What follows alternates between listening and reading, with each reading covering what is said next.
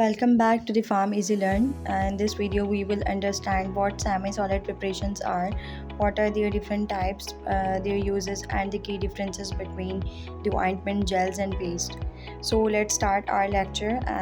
Pharmaceutical semi-solid preparations include the paste, creams, emulsion, gels, ointments, and these all are under the semi-solid preparations that are used for the external application to the skin or the mucous membranes.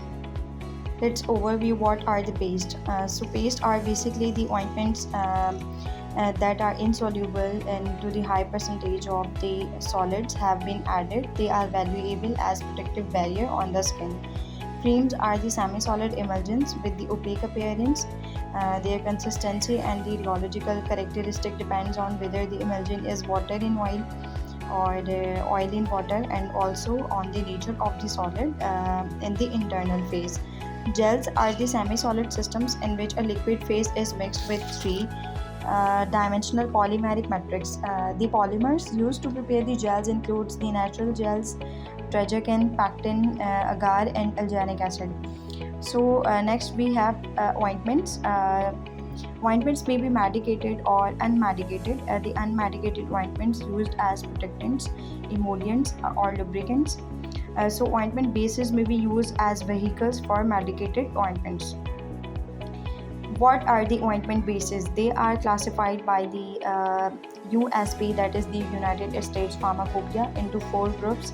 First one is the oleogenous basis, second is the absorption basis, third one is the water removal basis, and fourth one is the water soluble basis. So let's discuss the first type.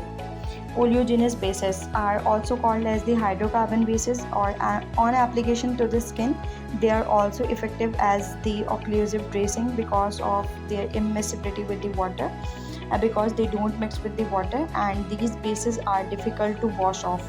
Water and other aqueous preparations can be incorporated, but only in a small amounts, but with some difficulty. Some examples of the oleogenous bases are petroleum, yellow ointment, and white ointment.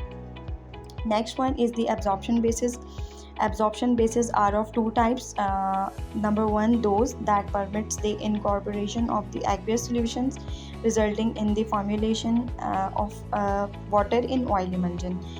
The second, we have the oil in water emulsion that permits the incorporation of the additional quantities of the aqueous solutions, used as the pharmaceutical adjuncts to incorporate the small volume of the aqueous solution into the hydrocarbon bases. The example of the absorption bases include the petrolatum and lanolin. Third one, we have the water removable bases, and they are oil in water emulsion resembling creams because the external face of the emulsion is aqueous. They are easily washed from the skin and are often called as water washable bases. Example is the hydrophilic ointments. Fourth one is the water soluble bases, and these bases cannot contain the oleogenous component. They are completely washed by water and are often greaseless.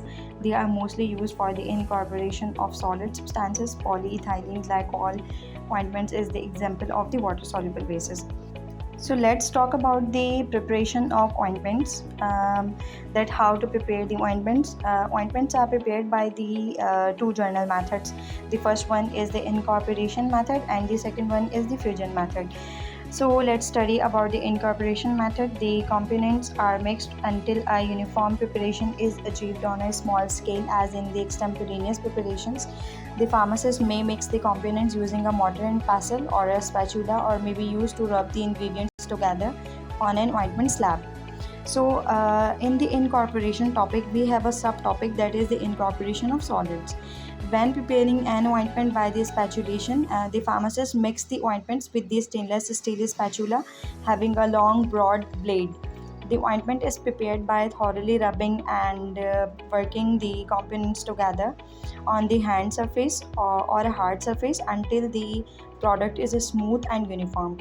The geometry dilution is continued until all the proportion of powder and bases are combined and thoroughly blended. It is often desirable to reduce the particle size of the powders before incorporation into the ointment so that the final product will not be gritty.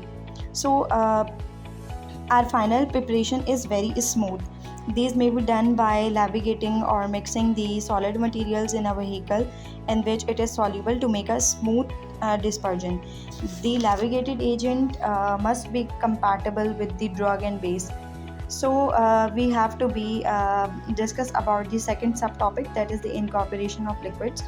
The liquid substances or the solution of drugs are added to an ointment only after the consideration of an ointment is the capacity to accept the volume of the liquids to be added. So all the bases have their limits to retain the liquids beyond which they become soft or semi-solid. Ointments on the rollers mills can be used to form the coarsely formed ointments through stainless steel or the ceramic rollers to provide the ointments uniform in composition or smooth in texture. The second journal method in the preparation of ointment is the fusion method. By the fusion method, all or some of the components of the ointments are combined by melting together and cooled with the constant stirring until it is congealed. The components not melted are added to the congealing mixture as it is being cooled and stirred. Usually, the heat, labile substances, and any volatile component is added at the end of the mixing procedure on a very small scale. Fusions may be conducted in a porcelain dish or a glass vehicle. On the larger scale, it is carried out in the large steel jacketed vessels. And when the mixture is once congealed, the ointment may be passed through an ointment mill to ensure the uniform mixture. And that's all from to the topic, the semi-solid preparations. So let's quickly revise to the lecture. We learn about the major types of the semi-solid preparations, that is the ointment. So along with their basic characteristics and uses, and the journal methods of the preparation of ointments. I hope this video made the topic simple and very easy to understand. If you found this video is helpful for you, like the video, subscribe to the Pharmacy Learn, and share it with your pharmacy friends. Keep learning, keep growing, and I will see you in the next lecture. Thank you for watching the Pharmacy Learn. Meet you in the next lecture.